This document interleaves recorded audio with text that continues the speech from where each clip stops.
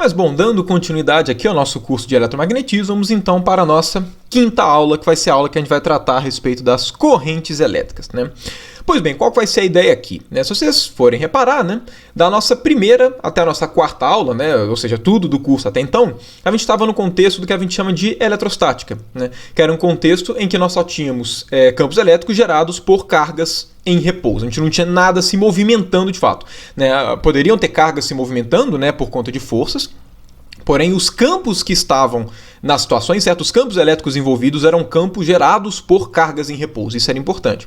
Nesse contexto, né, como a gente tinha campos gerados por cargas em repouso, a primeira coisa que a gente tinha era que, né, primeiro fato que a gente tinha nesse nosso contexto, é que os campos elétricos das situações eram campos elétricos que não variavam no tempo, a partir do momento que cargas geram um campo elétrico. E todas as situações de campo elétrico que a gente estava analisando eram situações em que as cargas que o geram estavam em repouso, obviamente o campo elétrico não vai variar no tempo, né? Então essa era a primeira coisa. E o segundo fato, né, da gente trabalhar no caso da eletrostática, é que só vai existir no ponto de vista eletromagnético campos elétricos. A gente sabe que além do campo elétrico existe um outro campo, que é o campo magnético, que vai ser objeto de estudo da nossa sexta aula, então vai ser a aula depois dessa. Né? Porém, os campos magnéticos são campos que aparecem no contexto de que as cargas estão em movimento. Na eletrostática, por definição, não existem campos magnéticos, né? Para que exista a noção de campo magnético, a gente precisa, de alguma forma, de ter movimentação de carga. E para que a gente possa introduzir exatamente como é que a gente faz, né, para descrever essa movimentação de cargas, né, porque afinal de contas a eletrostática é só um dos contextos do eletromagnetismo, certo? Não tem nada a priori que nos diga que não faz, que na natureza não existem cargas em movimento, né? Existem cargas em movimento, né? Enfim, existem muitas situações em que fogem da eletrostática, né? Diversas situações, então a gente tem que aprender exatamente a tratar essas situações. E por conta disso, né, enfim, a gente vai tratar exatamente essa nossa aula sobre corrente elétrica. Essa aula provavelmente vai ser a menor aula do nosso curso, né? Essa nossa quinta aula vai ser a que vai ter menos vídeos. Isso porque o meu objetivo aqui não é mostrar como é que é a descrição completa, né, de cargas em movimento, de correntes elétricas, como é que elas significam do ponto de vista, o que elas representam no ponto de vista microscópico, mostrar de fato o porquê que elas respondem como respondem, não. O meu objetivo aqui com essa quinta aula é que a gente saiba descrever do ponto de vista do eletromagnetismo cargas em movimento. É que a gente consiga entender no ponto de vista macroscópico as cargas em movimento. Se você for um estudante que ao final dessa aula, né, sentir necessidade de aprofundar um pouquinho mais, né, querer saber mais do que somente a descrição, né, no ponto de vista eletromagnético da corrente elétrica, né, e quando eu digo saber um pouquinho a mais como é que de fato se dá a corrente elétrica, certo? A gente sabe que corrente elétrica é dado por movimento de carga, né, e a gente sabe que as cargas que têm mobilidade são os elétrons. Se você quiser ter uma noção de como é que é o comportamento das correntes elétricas, tendo em vista o comportamento dos elétrons, né, como sendo os constituintes, né, das correntes, né, das cargas elétricas em movimento, né, que a gente observa, eu convido vocês principalmente a dar uma olhada no 6º capítulo do livro do Moisés, seja você de Física 3, seja você de Eletro 1. Né? O livro do Griffiths ele não tem uma descrição separada de corrente elétrica, ele trabalha com corrente elétrica misturado nos capítulos tanto de magnetostática quanto de lei de Maxwell.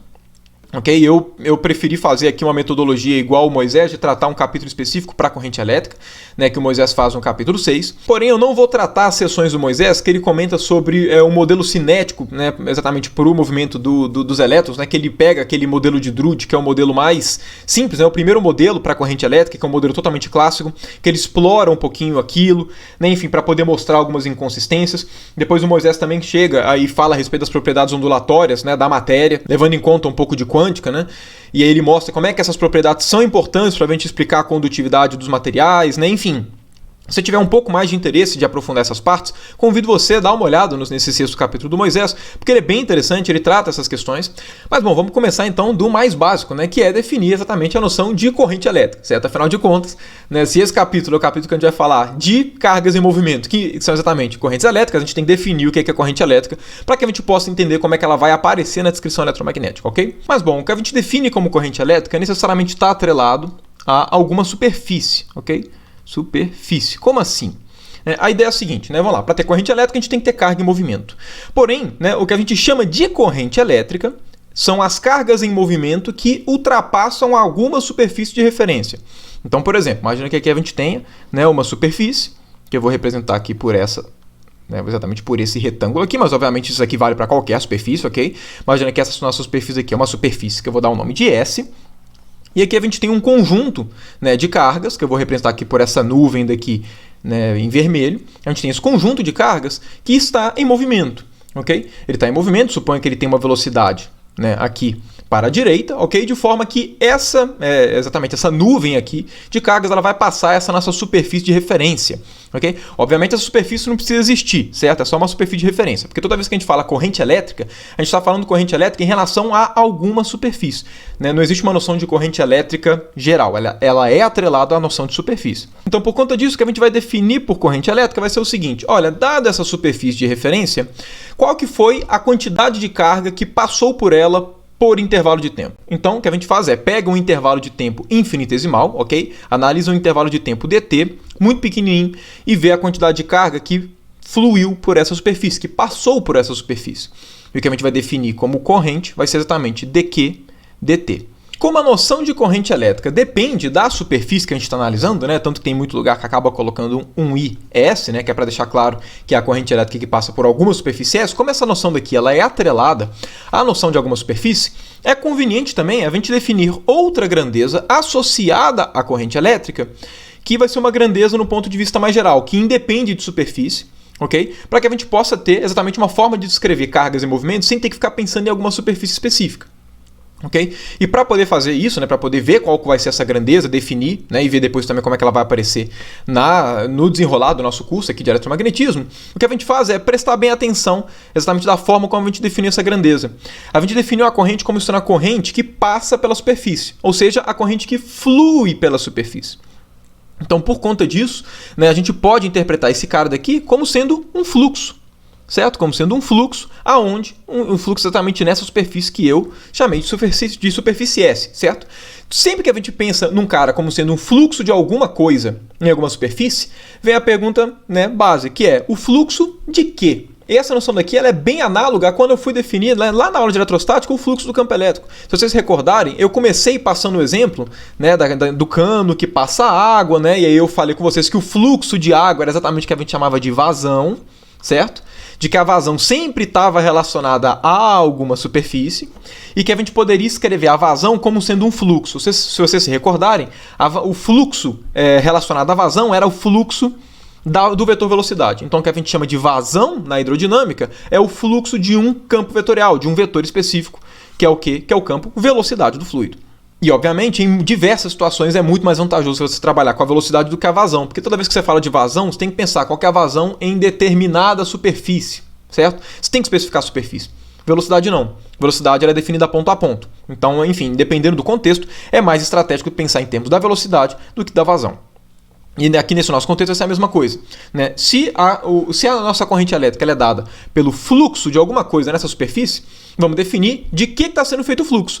Porque, né, obviamente, para falar dessa grandeza na qual o fluxo é a corrente, a gente não precisa falar exatamente, né, não precisa ter uma noção de superfície. E em diversos contextos isso vai ficar mais simples, né, como vai ficar claro ao longo do curso. Essa grandeza, né, na qual o fluxo gera exatamente a corrente é o que nós chamamos, né, de densidade de corrente, que a gente representa por essa letra J.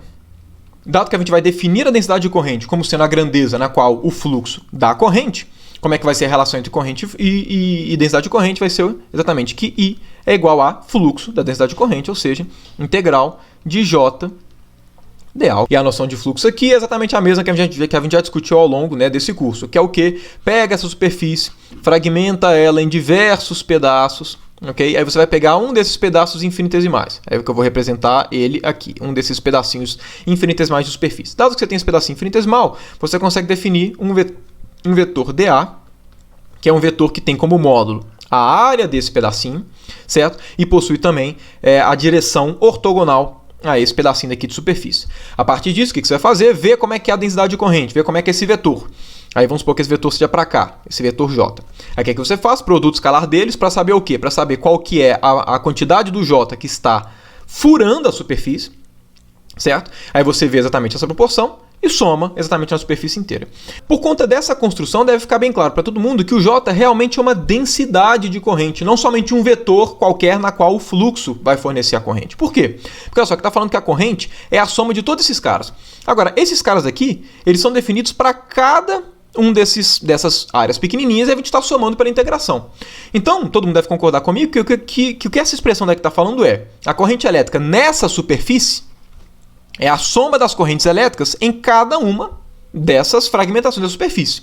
Por conta disso, esse cara daqui é exatamente um DI. Certo? Então, o que a gente está falando aqui, na verdade, é que a corrente é a soma de todas as correntes que estão passando na superfície.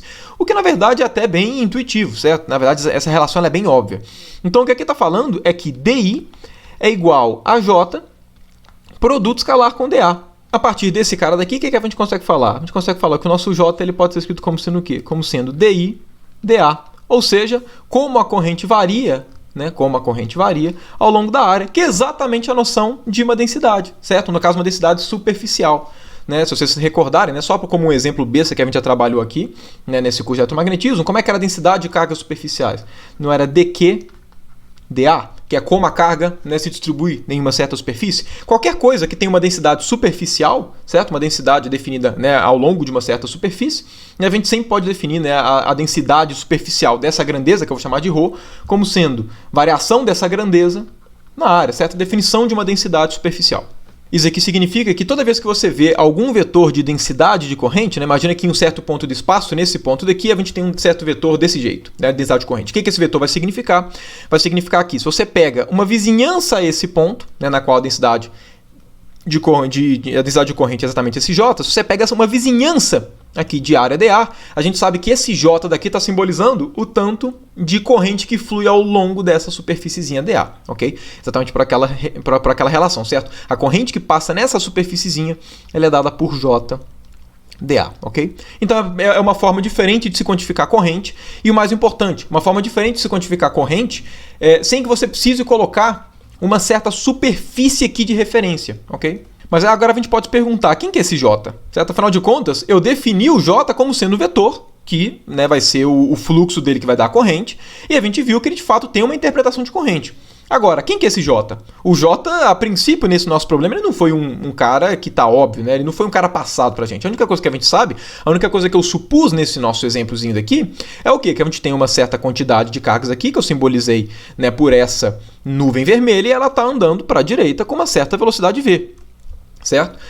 Aqui, claro, quando eu falo andando para a direita é só representativo, mas ela está andando com uma certa velocidade v e, por conta disso, a gente consegue definir a corrente e associar essa corrente uma densidade de corrente. Então, como é que essa grandeza J está relacionada com os dados desse nosso problema?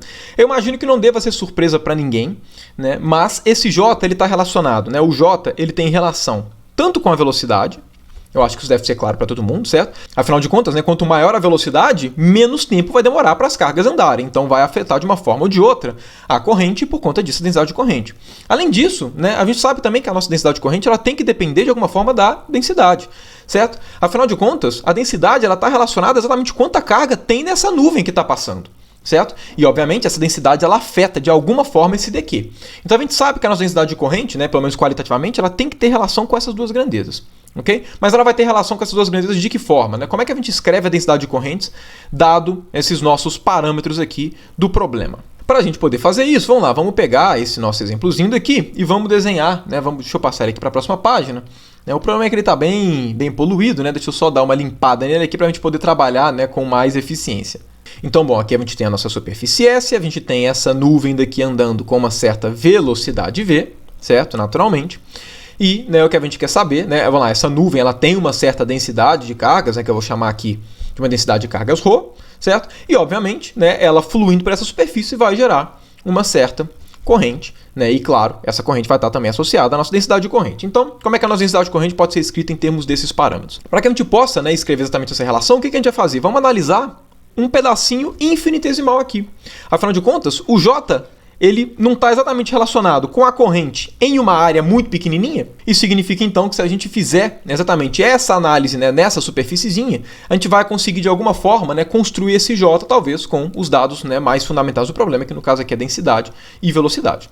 Mas, bom, essa superfíciezinha daqui infinitesimal, eu vou representar ela de uma forma genérica desse jeito daqui, ok? Enfim, com um certo n para cá. Certo? A gente sabe que quando a gente está pegando infinitesimal, esse cara daqui, ele vai virar realmente, ele vai ficar plano, certo? Ele não vai ficar abaulado, não vai ter curvatura, esse cara daqui é plano, porque esse cara daqui é infinitesimal, ok? De forma que, enfim, ele vai ter uma certa área dA, E num ponto de vista genérico, né, essa nuvem daqui ela pode estar cruzando essa superfície, formando um ângulo, né, pode estar com um V aqui, formando um ângulo qualquer com esse N, certo? Nada fala pra gente de que esse V ele tem que estar na mesma direção do N, certo? De uma maneira geral, sempre que você tem uma superfície, você tem alguma carga fluindo por essa superfície, né, obviamente ela pode fluir a partir de um ângulo diferente do que o vetor normal superfície. Eu estou representando dessa forma daqui. Agora vamos lá, vamos supor que passou um certo tempo dt muito pequenininho, um certo tempo infinitesimal. Ao passar esse tempo, né, uma quantidade de cargas vai fluir por essa superfície, né, indo a favor, né, claro, da velocidade, porque obviamente todo deslocamento é a favor da velocidade. Se eu estou analisando um intervalo de tempo muito pequenininho, né, significa que as cargas que ultrapassaram aqui, que estavam exatamente em cima dessa superfície no momento que eu comecei a contar, elas foram um pouco para a direita, certo? E elas, por conta disso, elas vieram, né, as que estavam exatamente aqui em cima e logo atrás dela, elas vieram mais ou menos até aqui, ó. Elas vieram mais ou menos até aqui. Elas deslocaram, certo? Um tanto aqui. Deixa eu tirar esse dA. Deixa eu deixar ele aqui de canto. Então significa que as cargas elas deslocaram essa quantidade daqui, ó. Ok? Elas deslocaram esta quantidade. Aqui, deixa eu colocar aqui em cima. Então eu acho que aqui deve ser claro para todo mundo, né? Tinha carga aqui, tinha carga aqui, tinha carga fluindo em todos os pontos da superfície. Cada uma dessas cargas, ela andou uma distância, né, equivalente a quanto? Equivalente a V delta T. Equivalente a V vezes delta T. Né, vezes dt aqui no caso, que é exatamente esse cara. Perceba que quando isso acontece, aqui, olha só, define um cilindro. Qual foi a quantidade de carga que fluiu nessa superfície com área dA nesse tempo dt? Obviamente foi uma carga infinitesimal, certo? Porém, ela foi uma carga infinitesimal que eu vou representar por um d2q. E não só dq. Por quê? Porque essa carga ela é infinitesimal por dois motivos, certo? Ela é infinitesimal tanto porque a gente deixou passar o intervalo de tempo dt, então passou tão pouco intervalo de tempo tão pequeno, infinitesimal, que só pode ter fluído uma quantidade infinitesimal de carga. Além disso, essa carga ela é infinitesimal por mais um motivo, né? Pelo fato que a gente está pegando uma área muito pequena, uma área infinitesimal. Então a gente está analisando a carga que fluiu por uma área infinitesimal em um tempo infinitesimal. Então essa carga ela tem uma cara infinitesimal ao quadrado, certo? 2 vezes infinitesimal. Por isso que eu estou representando com esse 2 aqui, mas vai ficar claro, né? O porquê desse 2 aqui vai ficar claro já já. Mas bom, obviamente a carga que fluiu aqui eu posso escrever como sendo o quê? Eu posso escrever como sendo a densidade vezes esse volume. Certo? Afinal de contas, olha só, não passou um tempo infinitesimal e essa carga é infinitesimal. Então, olha só, aqui, esse cilindro, ele todo é infinitesimal. Ele tem base infinitesimal e exatamente esse tamanho aqui, né? Não é exatamente a altura, certo? Mas, enfim, ele tem essas duas dimensões dele infinitesimais. Então, esse cara daqui, ele é infinitesimal. Se ele é infinitesimal, significa que o ρ, ele é constante nesse cara, certo? Porque quanto menor é o volume que eu pego, menos o ρ varia, por uma questão óbvia, né? Por conta disso, eu posso falar que essa carga que está exatamente, essa carga infinitesimal que fluiu por essa superfície nesse intervalo de tempo foi igual a quanto? Eu posso falar que esse cara daqui vai ser igual à densidade de cargas, né, nessa região daqui, vezes o volume desse cilindro, que eu vou representar aqui por dV, ok? Agora, quanto é que vale esse dV? Bom, esse dV é, obviamente, o volume desse cilindro, que é um cilindro torto, certo? Mas, né, independente se o cilindro é torto ou não, como é que a gente pode escrever dV? dV ele é sempre a área da base vezes a altura. Ok? Quanto é que vale a área da base? Vale dA. Quanto é que vale a altura desse cilindro? Ela vale esse cara, produto escalar com esse cara daqui. Né? Só para quem ainda não visualizou, o cilindro que a gente está analisando, ele é um cilindro dessa forma daqui, ó. Ele é um cilindro mais ou menos dessa forma. O que a gente tem é que essa dimensão daqui, né, vale V dt, e a altura, obviamente, é essa dimensão, certo? Se aqui vale V dt, né? Ou seja, se aqui e esse cara daqui, a altura, eles são separados por um ângulo θ, quanto é que vai ser a altura? A altura vai ser V dt vezes cosseno de θ, certo? Como o θ, nesse nosso caso, é o ângulo entre o vetor velocidade, né? Que é paralelo, obviamente, a essa dimensão do cilindro. Né? Enfim, é o ângulo entre a velocidade e esse n, né? Ou seja, eu tenho que pegar esse cosseno desse ângulo entre eles. Né? Uma das formas de pegar o cosseno do ângulo entre eles é só fazer o produto escalar, porque vai aparecer módulo de um, módulo do outro, vezes cosseno, e esse cara daqui tem módulo 1. Então, né, o produto escalar de V dt com n vai ser simplesmente V dt cosseno de θ, que é a altura desse cilindro, ok? Bem rápido aqui, né, porque já discuti isso em momentos anteriores aqui do curso. Então, aqui vai ficar a área da base vezes a altura, que vai ser V produto escalar com n dt, ok? Por conta disso, olha só, a gente tem que a nossa carga que fluiu por essa superfíciezinha, ela vai ser igual ao quê? Ela vai ser ρ V produto escalar com n dA dt. E aqui eu acho que deve ficar claro para todo mundo porque aqui apareceu um d2q. Porque olha só, aqui apareceu dA e dt. Então significa que esse cara daqui ele é infinitesimal ao quadrado. Ele é 2 vezes infinitesimal. Ele é um infinitesimal de ordem 2, certo? E não de primeira ordem. Então eu coloquei esse 2 aqui para ficar, né, representativo.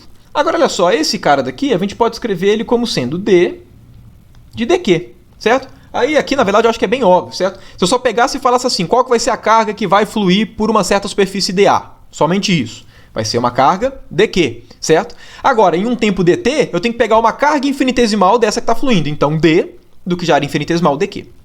Ok? Esse cara daqui vai ser igual ao quê? Vai ser igual a ρ, v, produto escalar com n, dA, I vezes dt. O que a gente faz agora? Pega esse deriva os dois lados por dt, certo? Que seria equivalente, informalmente, passa esse dt dividindo, certo? Mas na prática eu estaria derivando os dois lados, né? Vendo como é que essas variações se comportam no tempo.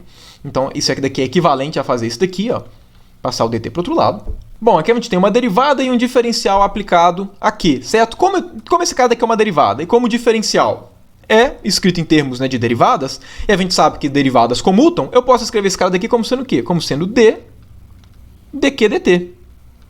Agora, o que é dq dt? Dq dt é corrente, certo? Então o que aqui está falando para a gente é que esse lado esquerdo aqui da igualdade vale o quê? Vale di, vale uma corrente infinitesimal. Essa corrente infinitesimal vale quanto? Vale ρ, v, produto escalar com nda. Agora, nda não é exatamente o vetor dA? Certo? O vetor dA é o vetor que tem módulo da área e o vetor na direção ortogonal a ela. Então eu posso escrever esse cara daqui como sendo dA. Ok? Dado esse cara daqui, comparando com essa nossa expressão anterior, né, a gente sabe que esse cara daqui tem que ser igual a quê? Tem que ser igual a J, produto escalar com dA. A partir daqui, eu acho que deve ter ficado claro para todo mundo, o nosso vetor densidade de corrente, certo? O nosso vetor densidade de corrente, ele pode ser escrito como o nosso vetor J, ele pode ser escrito como sendo ρ vezes v, ok? Então, sempre que você tem, né, alguma coisa que possui cargas e essa coisa está se movimentando, para você saber qual que é a densidade de corrente gerada por essa coisa, basta você pegar a densidade dela e multiplicar pela velocidade. E, de fato, percebam que, né, a nossa noção de corrente realmente ela é atrelada à superfície. Mas percebam que a nossa noção de densidade de corrente ela não é atrelada à superfície, certo? Densidade não depende de superfície, é a densidade do corpo, certo? Velocidade é a velocidade do corpo, não depende de superfície. Conhecendo esse J daqui, né, basta você escolher uma superfície que você quiser, que calculando o fluxo do J nessa superfície, você obtém a corrente que flui nessa superfície, ok? Então, nessa primeira aula daqui, uma aula bem direta, certo? Mais para introduzir essa quinta aula e colocar exatamente, né, definir essas duas grandezas que vão estar relacionadas exatamente à movimentação de carga, certo? Tanto a corrente, que está relacionado a superfícies e, por conta disso, vai combinar muito bem com as formulações integrais do eletromagnetismo, certo? Afinal de contas, já apareceu fluxos anteriormente, certo? A nossa descrição em termos de lei de Gauss, por exemplo, ela envolvia exatamente a noção de superfície, certo? Então, ou seja, nas leis, quando a gente escreve as leis do eletromagnetismo, quando a gente pensa nas que a gente já escreveu até agora na forma integral, a gente precisa de superfícies imaginárias para fazer as contas, então a corrente cai bem. E como a gente vai ver, de fato, a corrente, né, quando a gente pega uma descrição eletromagnética mais geral, a corrente ela aparece muito bem, né, ela aparece, né, de uma maneira bem consistente, de uma maneira estratégica quando a gente está nas formulações integrais. Quando a gente vai para as formas diferenciais que não envolvem superfícies, né, aí sim vocês vão ver que vai acabar aparecendo a densidade de corrente, exatamente porque esse cara não depende da noção de uma superfície em específico.